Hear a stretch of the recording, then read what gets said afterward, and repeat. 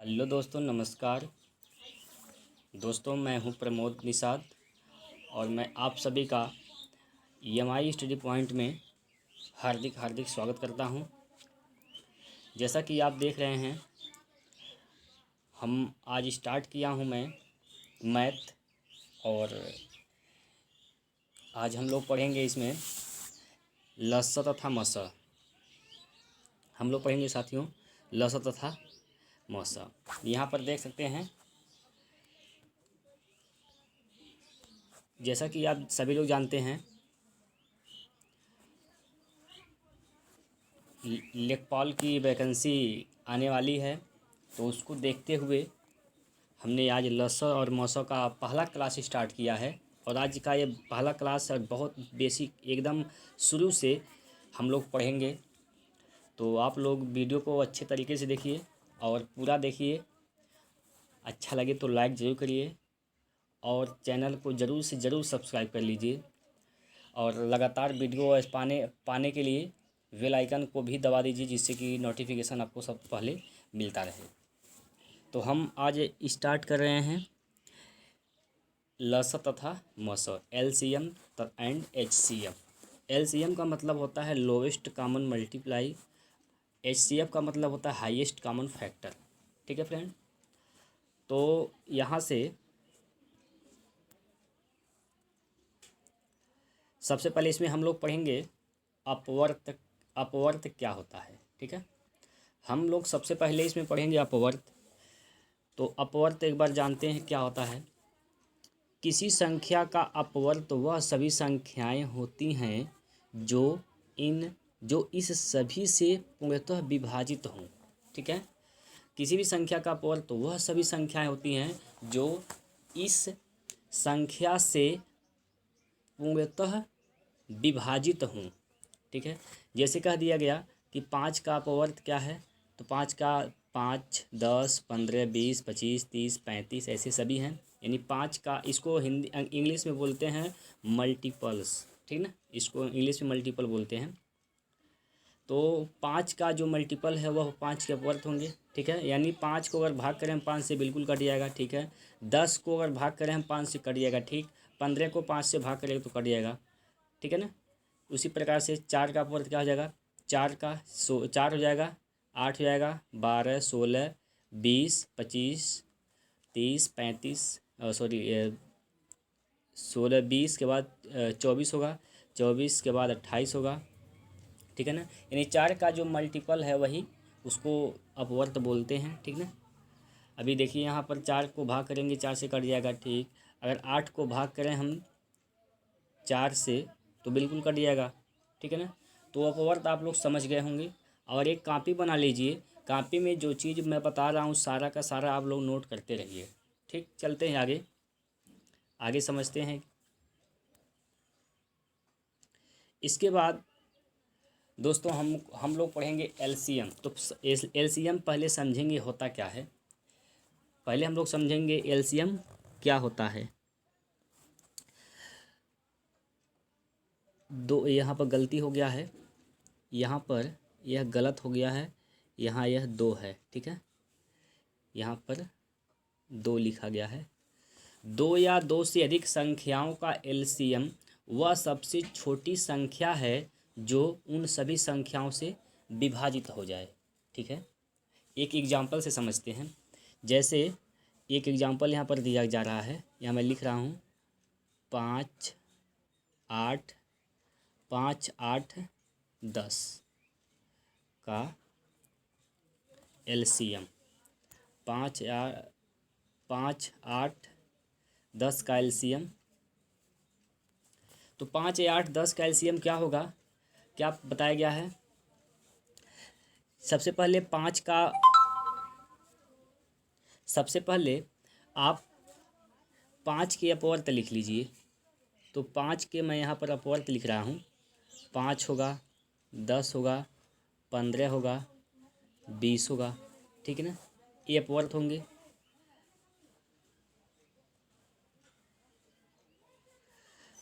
उसके बाद 8 के अपवर्त क्या होंगे।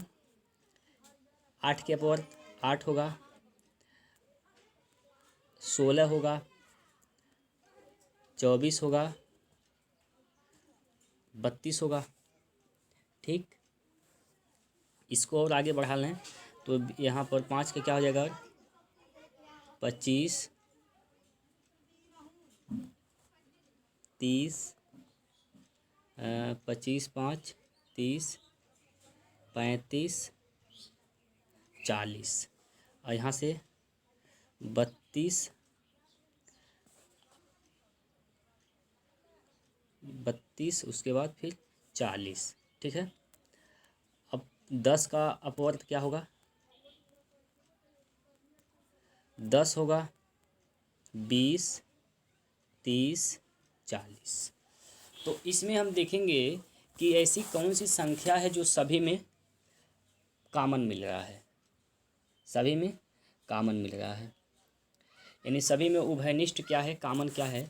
तो हम क्या देख रहे हैं, हम यहाँ देख रहे हैं कि संख्या जो 40 है, 40 यह तीनों में कॉमन मिल रहा है। ठीक है, तीनों में कॉमन मिल रहा है, तो इसका एलसीएम हो जाएगा 40। इसका एलसीएम क्या हो जाएगा, 40। ये तो छोटे छोटे क्लासों में आप पढ़ चुके होंगे 6 7 8 में। तो हमें ऐसे नहीं निकालना है, हम कुछ अलग तरीके से एलसीएम निकालेंगे, उसको हम समझेंगे। ठीक है ना, चलते हैं आगे। देखिए, एलसीएम निकालने की विधियाँ आप लोग जानते हैं। एलसीएम निकालने की 2 विधि होती है। एलसीएम निकालने की 2 विधियाँ होती हैं। एक होता है फैक्टर मेथड, ठीक है, गुणनखंड विधि, और एक होता है भाग विधि। तो हमें भाग विधि, गुणनखंड विधि नहीं पढ़ना, हमें सिर्फ तरीका समझना कैसे हम इसका हम कैसे एलसीएम निकाल लेंगे तुरंत फटाफट। ठीक है, चलिए, जैसे मैं एक क्वेश्चन दे रहा हूँ, चलिए यहाँ मैं एक प्रश्न लिख रहा हूँ, 12 16 24, 12 16 24, 12 16 24 36 का एलसीएम क्या होगा। ठीक है ना, इसका एलसीएम निकालना है। ठीक, तो हम क्या करते हैं, हम लोग ऐसे करते हैं, ये वाला रूल अपनाते हैं। ठीक है ना, ये भी सही है, यही यही भाग विधि होती है। और इसका एक तरीका और भी होता है, गुणनखंड भी जिसको बोलते हैं। तो हम क्या करेंगे, 12 का फैक्टर कर देंगे, 12 का क्या कर देंगे, फैक्टर करेंगे। 12 का फैक्टर क्या हो जाएगा, 12 का फैक्टर हो जाएगा, 4 तियाँ 12 होता है, 4 तियाँ 12 होता है। इसको 2 पर लिख सकते हैं, 2 गुणे 3 लिख सकते हैं। बोलिए, लिख सकते हैं जी, बिल्कुल लिख सकते हैं। 16 को क्या लिख सकते हैं हम, 8 दूना 16, यानी 2 पर 4 घात हो जाएगा। और 36 को क्या लिख सकते हैं, 24 को क्या लिख सकते हैं, पहले 24 है, 24 को क्या लिख सकते हैं, 8 तरीक 24 होता है, यानी 2 पर 3 और 3। ठीक, इसके बाद एक और है अभी 36 को क्या लिख सकते हैं हम, 9 चौक 36 होता है, 2 4 4 को 2 पर 2 लिख देंगे और 9 को 3 पर 2 लिख देंगे। यहाँ तो कोई दिक्कत नहीं, चलिए कोई बात नहीं, अब कोई दिक्कत नहीं है। ठीक है ना, हमें निकालना है एलसीएम, हमें क्या निकालना है, एलसीएम। तो एलसीएम क्या होगा, एलसीएम क्या होगा, जो इनमें से 2 और 3 की जो घात सबसे बड़ी घात होगी, जो सबसे बड़ी घात होगी वही उसका एलसीएम होगा। 2 और 3 की सबसे बड़ी घात क्या है, तो हम क्या देख रहे हैं भाई कि यहाँ पर 2 पर सबसे अधिक बड़ी घात क्या है, 2 पर 4 घात है, 2 पर 4 घात है। और 3 पर सबसे बड़ी घात क्या है, 3 पर सबसे बड़ी घात क्या है, 3 पर सबसे बड़ी घात है 3 पर 2, 3 पर 2। ठीक है ना, इसका एलसीएम आ गया, यही इसका एलसीएम है। इसका हम मान कैसे निकालेंगे, देखिए 2 पर 4 घात का मान क्या होता है, 2 पर 4 घात का मान 16 होता है। अब 3 पर 9 का मान, 3 पर 2 घात का मान क्या होता है, 9 होता है। 16 9 144। तो 12 12, 16, 24, 36 का एलसीएम कितना हो गया? 144। आशा करता हूँ ये आपको समझ में आया होगा। ठीक है, और कैसे निकाल सकते हैं, चलिए अभी और सिखाते हैं और कैसे निकाल सकते हैं। हमने संख्या क्या लिखा है? 12, 16, 24, 36। इसका एलसीएम निकालना है। क्या निकालना है? इसका एलसीएम निकालना है। तो तुरंत कैसे निकाल सकते हैं? जो इनमें से सबसे बड़ी संख्या है, जो इनमें से सबसे बड़ी संख्या है उसको आप दिमाग में रख लीजिए, उसको ले लीजिए। चलिए 36 सबसे बड़ी संख्या, 36 को हमने ले लिया, 36 को हमने ले लिया दिमाग में। अब देखेंगे क्या 36 अन्य सभी संख्याओं से कट रहा है क्या? 36 अन्य सभी संख्याओं से कट रहा है क्या? तो नहीं कट रहा है। तब क्या करेंगे? 36 का 2 गुना कर देंगे। अब 36 दूना 72। अब देख रहे हैं भाई 72 क्या 36 से कटेगा? जी बिल्कुल, तो 36 से कटेगा ही। 24 से भी कटेगा? जी बिल्कुल कटेगा। 16 से नहीं कटेगा। अब 12 से भी, 12 से कटेगा, 12 से कटेगा, 24 से कटेगा, 36 से कटेगा, लेकिन 16 से नहीं कटेगा। अगर तीनों से सभी से कट जाता तो वही उसका एलसीएम हो जाता। ठीक है, सभी से नहीं कट रहा है तो इसलिए भी इसका एलसीएम नहीं होगा। ठीक, अब 36 का 2 गुना के बाद 3 गुना कर दे रहे हैं। 72 आया है। 36 का 2 गुना किए 72 आया। तो 36 का 3 गुना करेंगे, 36 का 3 गुना करेंगे तो क्या हो जाएगा? 36 का 3 गुना कर देंगे, 3 छक्का 18, 1 3 त्रिका 9 1 10, 36 तिया 108। 108 36 से तो कटेगा, 24 से, 12 से कटेगा, 16 से नहीं कटेगा। ठीक ना, तो इसीलिए इसका भी एलसीएम 108 नहीं हो सकता। ठीक है, कोई दिक्कत नहीं है। चलिए अब क्या कर सकते हैं? अब हम 36 का 4 गुना कर दें तो 36 दूना 72 होता है। अब 72 दूना 144, यानी 36 का 4 गुना क्या हो जाएगा? 144। अब देखिए 36 से भी यह कटेगा, 24 से भी कटेगा, 16 से भी कटेगा, 12 से भी कटेगा। ठीक ना, तो इसका एलसीएम क्या हो जाएगा? 144। ठीक है, चलिए आगे चलते हैं। एक छोटा सा सवाल लेकर हम आपको समझा देते हैं। जैसे मान लीजिए 5 है, 10 है, 20 है। 5, 10,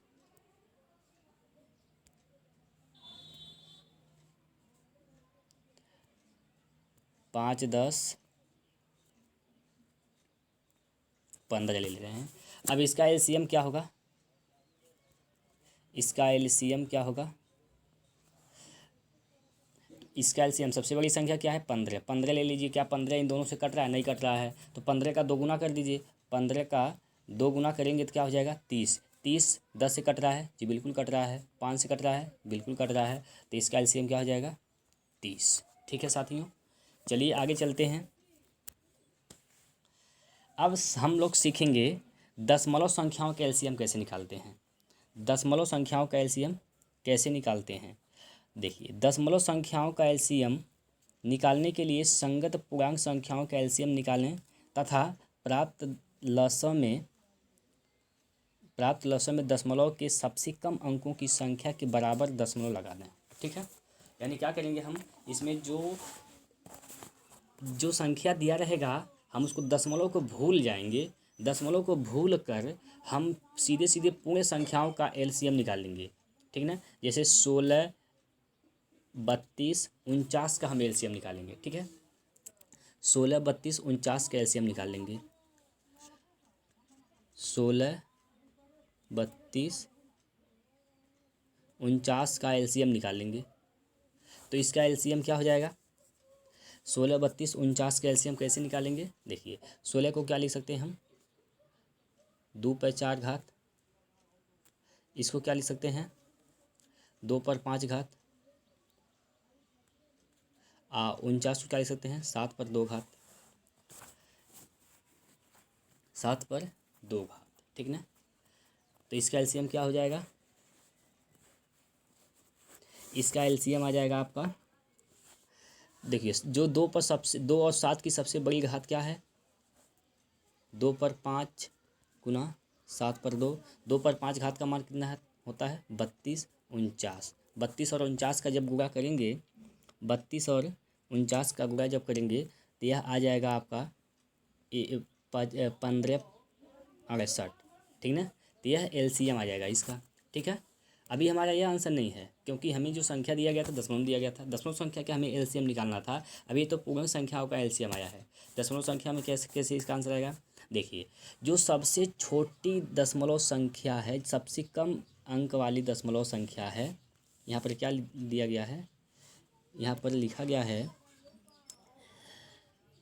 जो लसाअ प्राप्त होगा दशमलव के सबसे कम अंकों की संख्या के बराबर दशमलव लगाएंगे। जो संख्या दशमलव जो दशमलव संख्या सबसे कम अंक पर है, जो जिस संख्या में दशमलव सबसे कम अंक पर लगा है, कम अंक पर दशमलव लगा है, उसके बराबर हम आंसर में यानी इसमें जो एलसीएम आएगा उसमें हम दशमलव लगा देंगे, ठीक है। तो अभी सबसे कम अंक पर किस में दशमलव है, इसमें 3 अंक पर है, इसमें 2 अंक पर है, इसमें 1 अंक पर है। तो सबसे कम कितने अंक पर है, 1 अंक पर है। तो इधर से हम दाहिने साइड से इधर से हम 1 अंक पर दशमलव लगा देंगे, ठीक ना। अब हमारा आंसर क्या आ गया, 156.8। कितना आ गया, 156.8। यह हमारा सही आंसर है। आशा करता हूँ ये आपको समझ में आ गया होगा, ठीक है। चलते हैं आगे। अब हमें क्या पढ़ना है भाई, भिन्नों का एलसीएम। भिन्नों का एलसीएम कैसे निकालते हैं। सबसे बड़ी बात यह है कि भिन्न का एलसीएम कैसे निकालते हैं। इसका एक फार्मूला बनता है, इसका एक फार्मूला बनता है। क्या बनता है, अंश का एलसीएम बटे हर का एचसीएफ। इसमें सिंपल सा तरीका समझने का यह है कि आप भूलेंगे नहीं। आप जब भी आपसे भिन्नों का एलसीएम पूछा जाएगा तो जो अंश में रहेगा उसका हम एलसीएम ही निकालेंगे, यानी अंश वाले का एलसीएम निकालेंगे। जो पूछेगा, जो चीज़ पूछेगा अंश में, उसका ही अंश में उस पर ही काम करेंगे। यानी एलसीएम पूछा है तो भिन्न का एलसीएम पूछा है तो अंश में अंश का हम एलसीएम लेंगे और नीचे जो आएगा यानी हर में उसका हम एचसीएफ निकाल देंगे, ठीक है। जैसे एक सवाल से हम समझते हैं, एक सवाल से हम समझते हैं। एक सवाल यहाँ पर 4 बटे यहाँ पर कर दे रहे हैं, 4/5 6/25 और 8/15।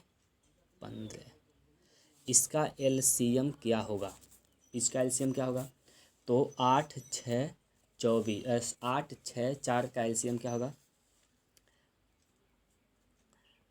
8 6 सीरियल से लिख रहे हैं, सीरियल से का मतलब 4 6 8 का एलसीएम बटे 5 25 15 का एचसीएफ क्या होगा। चलिए 8 6 4 यानी 4 8 6 का एलसीएम क्या होगा। सबसे बड़ी संख्या क्या है, 8 है। 8 को ले लीजिए, क्या 6 से कट रहा है 8, नहीं। दोगुना कर दिया, 8 9 16, 6 से कटेगा नहीं। तीगुना कर दिए, 8 से 24, 24 क्या 8 से 6 से कटेगा, 6 से 24, 4 6 से कट जाएगा, 4 से भी कट जाएगा। यानी ऊपर का एलसीएम क्या आ जाएगा, 4 6 8 का एलसीएम आ जाएगा 24 बटे नीचे वाला जो है संख्या उसका हम एचसीएफ निकालेंगे 5 25 15 का एचसीएफ क्या हो जाएगा। देखिए सबसे छोटी संख्या क्या है 5, 5 से अब 25 कट रहा है जी बिल्कुल, और 5 से 15 कट रहा है जी बिल्कुल कट रहा है। तो इसका एचसीएफ हो जाएगा आपका 5। इस प्रकार से यह इसका आंसर आ गया, ठीक है। ठीक, अब चलते हैं अगले कॉन्सेप्ट की तरफ। अगले कॉन्सेप्ट में यहाँ पर घातांक का एलसीएम निकालना हो तो कैसे हम निकाल लेंगे, घातांकों का एलसीएम निकालना हो तो कैसे निकालेंगे। देखिए जब आधार हो समान, जब आधार समान होते हैं, जब आधार समान हो तब क्या रूल कहता है। एक एग्जांपल लेते हैं, उसी से हम समझेंगे। जैसे 2 पर 2 घात, 2 पर 3 घात, 2 पर 5 घात, 2 पर 10 घात। ठीक है, अभी इसका एलसीएम क्या होगा, इसका एलसीएम क्या होगा? तो इसका एलसीएम कैसे निकालते हैं? सिंपल सा तरीका है, आप लोग याद कर लीजिए, समझ लीजिए क्या करते हैं इसके लिए। जब आधार समान होता है तो जो सबसे बड़ी घात वाली संख्या होती है वही उसका एलसीएम होती है। ठीक, तो सबसे बड़ी घात वाली संख्या क्या है? सबसे बड़ी घात वाली संख्या क्या है? सबसे बड़ी घात वाली संख्या है 2 पर 10 घात। तो इसका एलसीएम क्या आ जाएगा? 2 पर 10 घात। कोई दिक्कत नहीं है। ठीक है, ठीक, एक एग्जाम्पल और ले रहे हैं, दूसरा एग्जाम्पल ले रहे हैं। दूसरे एग्जाम्पल में 3 पर माइनस का 2 घात, 3 पर माइनस का 4 घात, 3 पर माइनस का 7 घात, 3 पर माइनस का 5 घात। इसका एलसीएम क्या होगा?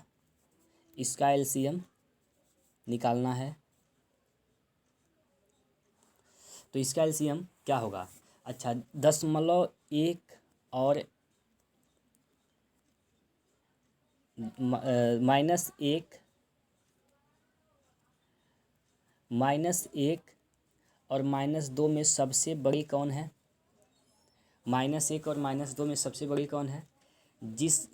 जब माइनस वाली संख्या होती है, जो माइनस वाली संख्या का जब छोटी बड़ी संख्या में बताना होता है, तो जो संख्या सबसे छोटी होती है वह सबसे बड़ी होती है माइनस में। जैसे 1 तो छोटा है 2 से, लेकिन माइनस इसमें लगा है तो -1 सबसे बड़ी संख्या हो जाएगी। बात समझ रहे हैं? -1 सबसे बड़ी संख्या हो जाएगी और -2 सबसे छोटी संख्या हो जाएगी। ठीक है ना, यानी छोटी बड़ी संख्या आप समझ गए। यहाँ पर -1 क्या हो जाएगी? बड़ी हो जाएगी, और -2 क्या हो जाएगी? छोटी हो जाएगी। ठीक है, अब सवाल को हल करते हैं। देखिए, सवाल में छोटी बड़ी का पहचान कर लेंगे आप। अभी बताइए इसमें सबसे छोटी कौन है, सबसे बड़ी कौन है? तो इसमें सबसे बड़ी हमें तो निकालना है एलसीएम। हमें क्या निकालना है? हमें निकालना है एलसीएम। एलसीएम में क्या होता है? जो संख्या सबसे बड़ी हो, यानी सबसे बड़ी घात वाली संख्या ही एलसीएम होती है।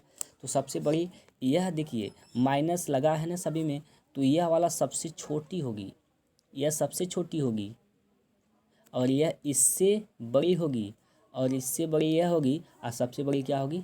यह सबसे बड़ी क्या होगी? 3 पर -2 घात। तो इसका एलसीएम क्या हो जाएगा? 3 पर -2 घात। बात समझ में आ रहा है? चलते हैं आगे अगले कॉन्सेप्ट की तरफ। अगला अगला रूल यह है कि जब आधार समान ही न हो, यानी जब आधार न समान हो तब कैसे पता करेंगे हम? ठीक है, जब आधार समान न हो तब हम कैसे पता करेंगे कि इसका एलसीएम क्या होगा? जैसे 2 पर 3 घात, कामा 3 पर 4 घात, कामा 5 पर 2 घात। ठीक है,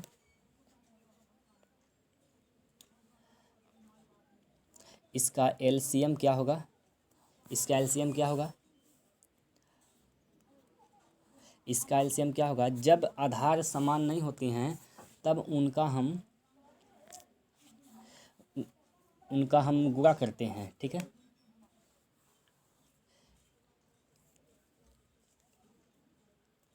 जब आधार समान नहीं होता है तो इनका जो गुणनफल आएगा वही इसका एलसीएम होगा। ठीक है, जैसे अभी 2 पर 3 घात का मान कितना हो जाएगा? 2 पर 3 घात का मान हो जाएगा 8, इंटू 3 पर 4 घात का मान क्या हो जाएगा? 81, 3 3 9, 3 27 3 81। 5 पर 2 घात का मान कितना हो जाएगा? 25। सभी का जब गुणा करेंगे, सभी का जो गुणा होगा तो क्या हो जाएगा? 162 के बाद 2 जीरो आएगा। ठीक है, अब यह इसका एलसीएम होगा। यह क्या होगा? एलसीएम यह होगा। ठीक, चलिए एक और एग्जांपल लेते हैं।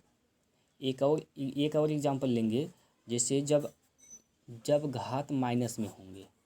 ठीक, जैसे 2 पर -2 घात तथा 3 पर माइनस 2 घात, इसका एलसीएम क्या होगा? इसका एलसीएम क्या होगा? तो इसको क्या लिख सकते हैं?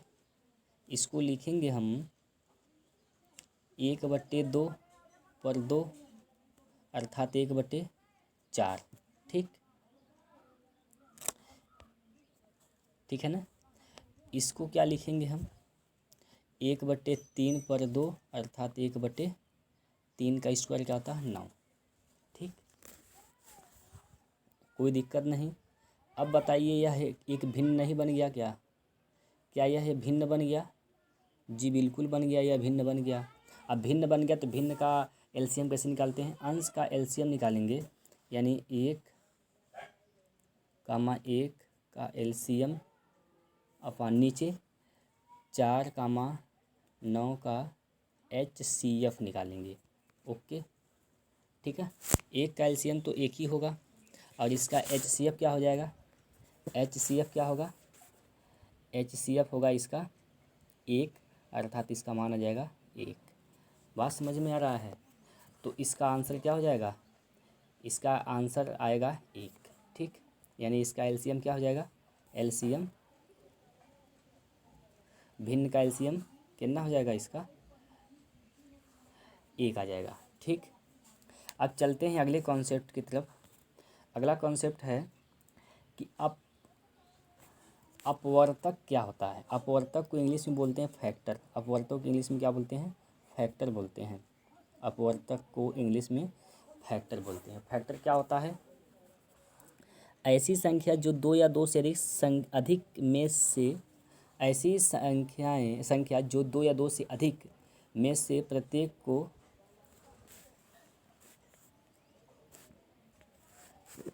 यहाँ पर संख्याओं लिखना था, यहाँ पर संख्याओं है। ऐसी संख्या जो 2 या 2 से अधिक संख्याओं में से प्रत्येक को पूर्णतः विभाजित कर दे, उसको हम फैक्टर बोलते हैं। ठीक है, तो जैसे 42 का फैक्टर क्या हो गया? 42 का अपवर्तक क्या होगा? 1 2 3 6 7 14 21 42, यानी 42 जिस संख्या से कटेगा वही उसका फैक्टर होगा। इन सभी से कटेगा, ये सभी इनका फैक्टर हो जाएंगे। 63 का फैक्टर 1 3 7 9 21 और 63। 63 जिस संख्या से कटेगा वह उसका फैक्टर हो जाएगा। ठीक है, बात समझ में आ रहा है? चलिए, फैक्टर समझ में आ गया? फैक्टर समझ में आ गया तो लाइक ज़रूर कर दीजिए, एक बार कमेंट करके बताइए। ठीक, चलते हैं आगे। अभी हमें पढ़ना है, अब पढ़ेंगे हम लोग HCF। अब पढ़ेंगे हम लोग HCF। आज का यह जो आज वीडियो है यह केवल कॉन्सेप्ट के लिए है। आज हम केवल रूल समझेंगे, तरीका समझेंगे। अगले वीडियो में हम इसका सवाल हल करेंगे। ठीक है, तो HCF क्या होता है? 2 या 2 से अधिक संख्याओं का मौसा। HCF को हिंदी में मौसा बोलते हैं। बड़ी से बड़ी संख्या होती है जो संख्याओं को पूर्णतः विभाजित कर दे। ठीक, 2 या 2 से अधिक संख्याओं का मौसा वह बड़ी से बड़ी संख्या है जो सभी संख्याओं को पूर्णतः विभाजित कर दे। ठीक, जैसे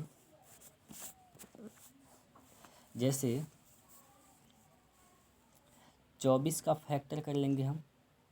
24 का फैक्टर क्या हो जाएगा? 1 हो जाएगा, 2 हो जाएगा, 3 हो जाएगा, 4 हो जाएगा, 6 8 12 24, इसका फैक्टर हो जाएगा। 56 का फैक्टर क्या होगा? 1 2 4 8, 1 2 4 8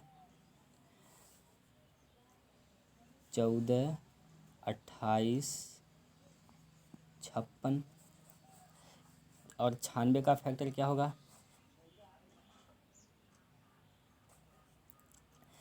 1 2 3 4 6 8 16 32 48 और 96 तो खुद होगा। ठीक, इतना चीज़ें समझ में आया फैक्टर करने का तरीका। चलिए, हमें तो निकालना है HCF, इसका मौसो क्या होगा। अभी हमने क्या बताया है, जो सबसे बड़ी संख्या होगी जो इन तीनों को पूरी पूरी विभाजित कर दे यानी काट दे, वही उसका मौसो होता है, वही क्या होता है उसका मौसो होता है। देखिए अभी हम देख रहे हैं भाई कि इसमें दो, यहाँ पर ये दो भी तो कॉमन मिल रहा है, इसमें दो भी तो कॉमन मिल रहा है, और क्या मिल रहा है, 4 भी मिल रहा है, ठीक है, 8 भी मिल रहा है, 8 भी मिल रहा है, 8 भी मिल रहा है। लेकिन क्या इनमें से तीनों आंसर हो सकते हैं? नहीं, तीनों आंसर नहीं हो सकते। क्योंकि दो बड़ी संख्या नहीं है, 2, 4 और 8, इन तीनों में से एक ही आंसर होगा। 2 तो बड़ी संख्या नहीं है, 4 भी बड़ी नहीं है, 8 बड़ी है, क्योंकि 8 के बाद ऐसी कोई संख्या नहीं है जो इनमें कॉमन मिल रहा हो। तो जो संख्या सबसे बड़ी है वही उसका HCF होती है, ठीक है।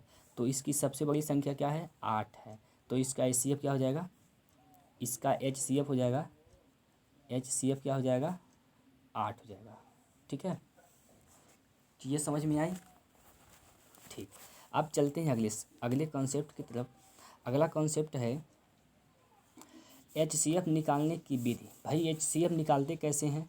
HCF को भाग विधि से निकाला जाता है, HCF को भाग विधि से निकाला जाता है। लेकिन हमें वह विधि नहीं पढ़ना है जो हम लोग 6, 7, 8 में पढ़ते चले आए हैं, हमें कुछ अलग पढ़ना है, ठीक ना। तो हम अलग तरीके से समझाएंगे आपको HCF कैसे निकालते हैं। जैसे एक एग्जांपल यहाँ पर लिखा गया है, इसमें मौसम ज्ञात करना है। अभी हम क्या करेंगे, सबका फैक्टर कर देंगे। 36 का फैक्टर क्या हो जाएगा? 4 9 36 लिखते हैं इसको, 4 9 36 इसको लिख सकते हैं 2 पर 2 गुणे 3 पर 3, 2 3 पर 3 पर 2, ठीक है। 64 का फैक्टर क्या होगा? 64 का फैक्टर क्या होगा? 64 का फैक्टर 2 पर 6 घात, 2 पर 6 घात होगा, 2 पर 6 घात 64 का फैक्टर होगा, ठीक है। चलिए आगे चलते हैं, आगे चलते हैं।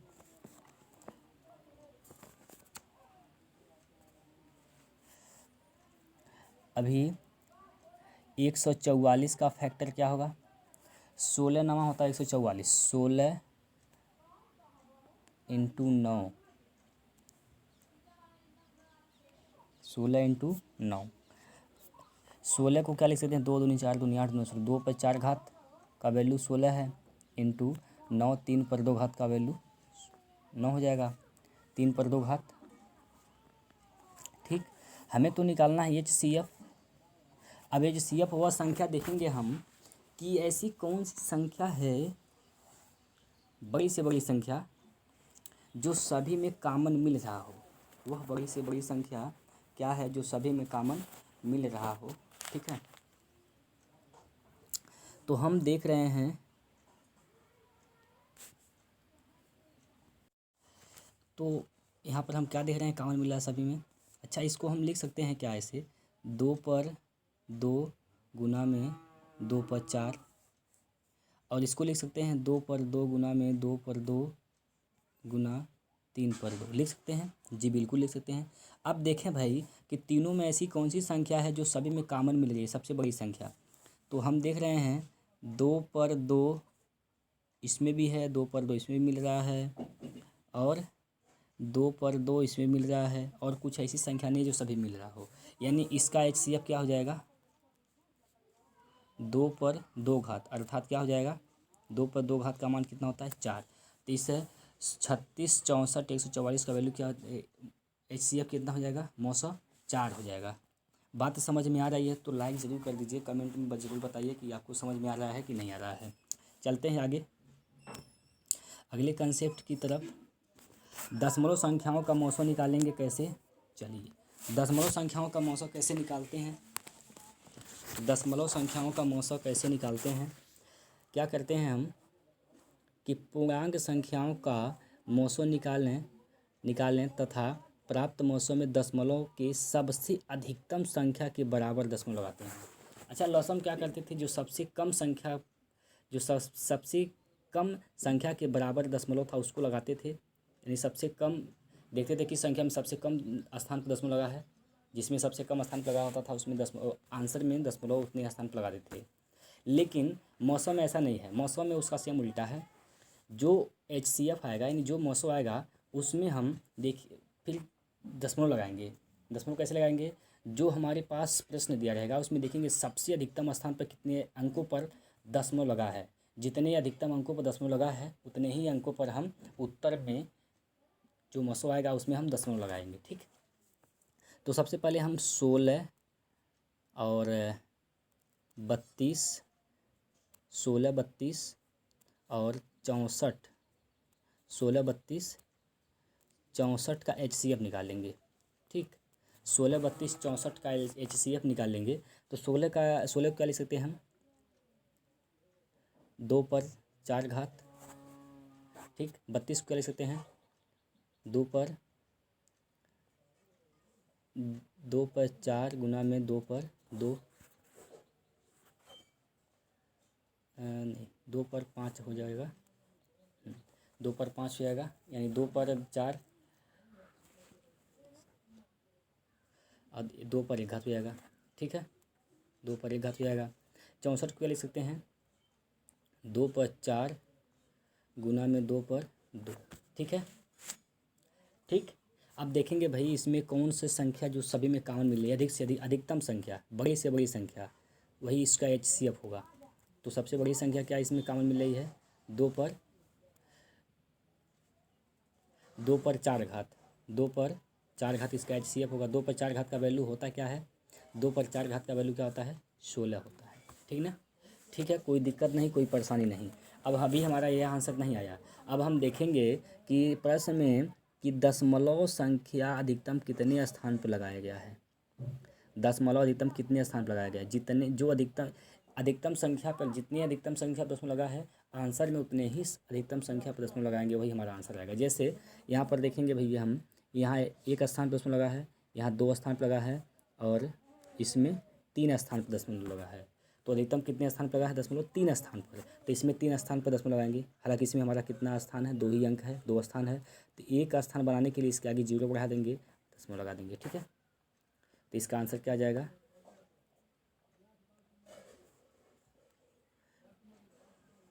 इसका आंसर आ जाएगा 0.016। इसका आंसर क्या आ जाएगा, 0.016। इसका आंसर आ जाएगा 0.016। ठीक है, ठीक। अब चलते हैं अगले कॉन्सेप्ट की तरफ, अगले कॉन्सेप्ट की ओर चलते हैं। ठीक है, अगला कॉन्सेप्ट क्या है, भिन्नों का मौसम कैसे निकालते हैं भाई। भिन्नों का मौसम निकालने का तरीका क्या होता है, देखिए, भिन्न का मौसम बटे हर का लसा। ठीक है, भिन्न का मौसम बटे भिन्न का लसा। ठीक, चलिए एक कॉन्सेप्ट लेते हैं और एक सवाल लेते हैं, एग्जाम्पल लेते हैं, एग्जाम्पल से हम लोग समझेंगे। ठीक, एग्जाम्पल से समझ लेते हैं। जैसे पहला एग्जाम्पल है कि 2/3, 5/7, 3/12 का HCF क्या होगा। तो क्या करेंगे हम, HCF निकालना है, अंश का HCF निकाल लेंगे। 2, 5, 3 का HCF क्या हो जाएगा, 1।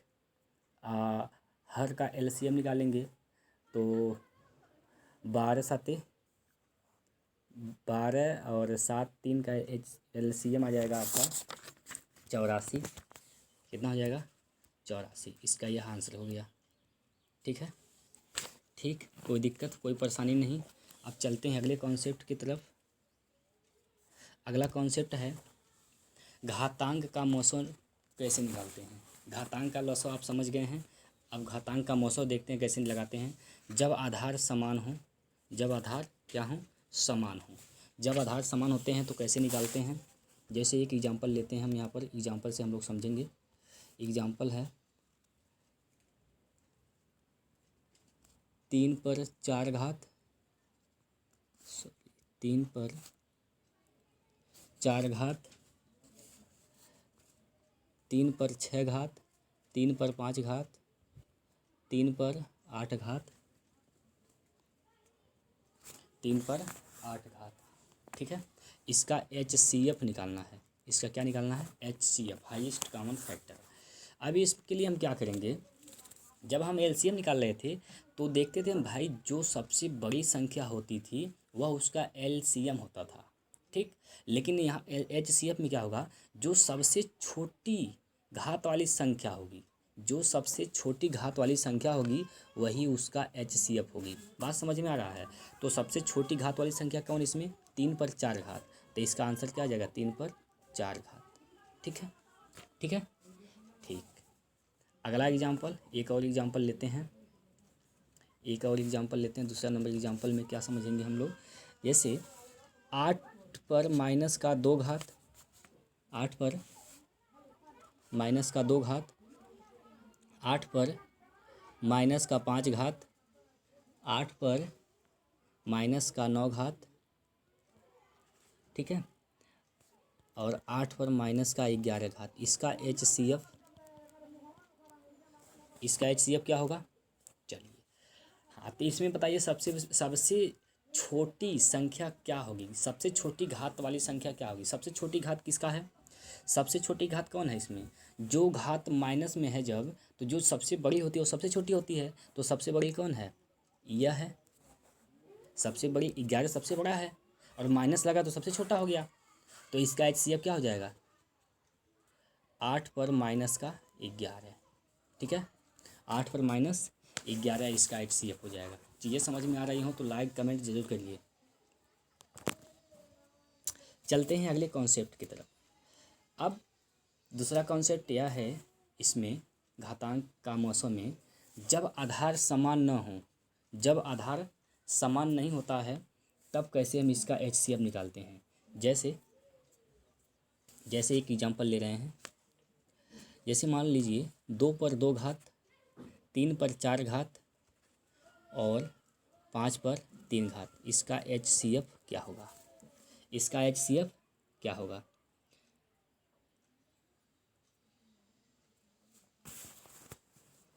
ठीक है, ठीक, कोई दिक्कत कोई परेशानी नहीं, ठीक ना। इसका HCF क्या होगा, तो इसका HCF होगा एक, जब कोई कॉमन ना हो, ठीक ना, जब संख्याओं में कोई भी कॉमन ना हो तो उसका HCF क्या होता है, 1 होता है।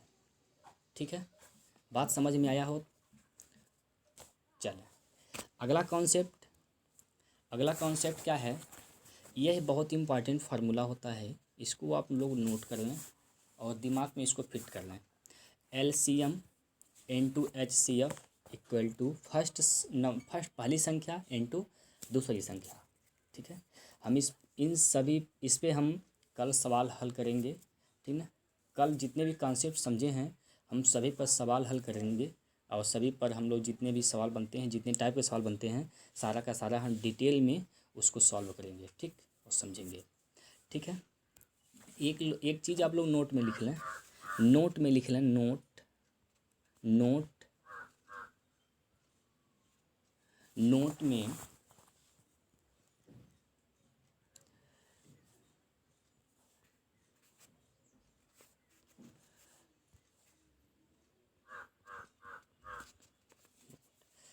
अभाज्य संख्याओं का नोट नंबर 1, अभाज्य संख्या का लसअ संख्या का गुणनफल होता है, गुणनफल होता है। अगर संख्याएं अभाज्य है, बात समझ में आ रहा है। अभाज्य क्या होता है? जो संख्या दो से कट केवल और केवल दो से कटे। और अभाज्य संख्या क्या होता है? वह संख्याएं जो एक से कटें और अपने आप से कटें, उसको अभाज्य संख्या बोलते हैं। तो जब अभाज्य संख्या दिया रहेगा, उसका एलसीएम पूछेगा, एलसीएम, तो उसका एलसीएम क्या होगा? संख्याओं का गुणनफल। जैसे जैसे मान लीजिए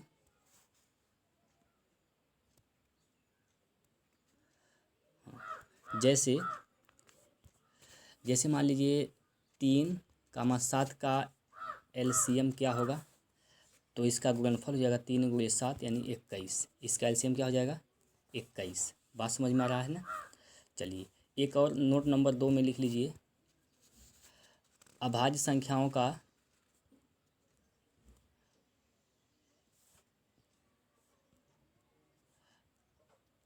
अभाज्य